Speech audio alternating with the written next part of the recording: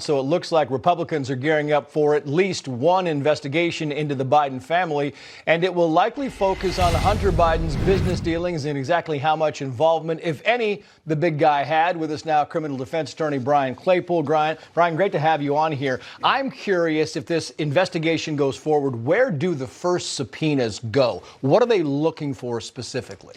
Well, Trace, great to be back with you. This is a high-stakes political poker game.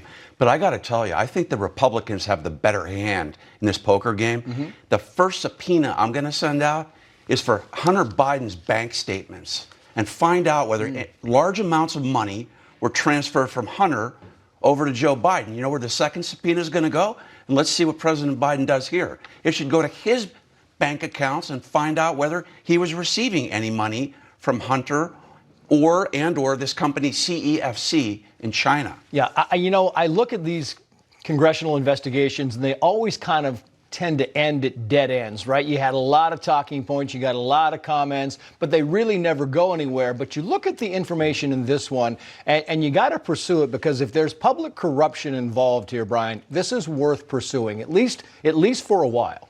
Trace, are you kidding me? I just heard in your opening here that this is not a public security risk that Democrats are talking about. Yet Mar-a-Lago documents seized were a public or a national security risk. Remember that? If you dig deep into this company CEFC, it's staggering. It's frightening. Why is Hunter Biden, why is Joe Biden allegedly even involved in a company like this? It went, for example, in 2009 from 48 million to 37 billion in 2017. And this guy, Trace, named Peter Ho, he was an advisor for this guy, Mr. Yi, who was the CEO of this company. He was convicted in Manhattan in 2019 of corruption. Yeah. So everybody should be on high alert. Yeah, the numbers don't add up. Congressional member Jim Jordan tweeted the following, quoting here: "First, it wasn't Hunter's laptop. Then they admitted it was his laptop, but argued it was Russian disinformation. Then they admitted it wasn't disinfo, but assured us Joe Biden wasn't involved. Now it looks like Joe was involved, but they're telling us he did nothing wrong." I mean, Republicans were right about the laptop. As we told Kevin Corke, they were right about the potential genesis of the COVID virus in this Wuhan lab. This is worth pursuing. No, Trace, absolutely. It's all about integrity. It's all about transparency.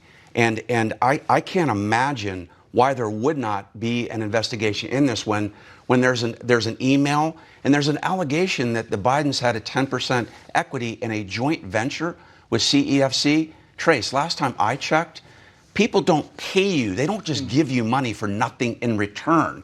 So what was given in return by the Bidens to this company to get this money? That needs to be delved into. What'd you get, and why'd you get it? Brian Claypool, great to have you on. Thank you, sir. Thank you, Trace.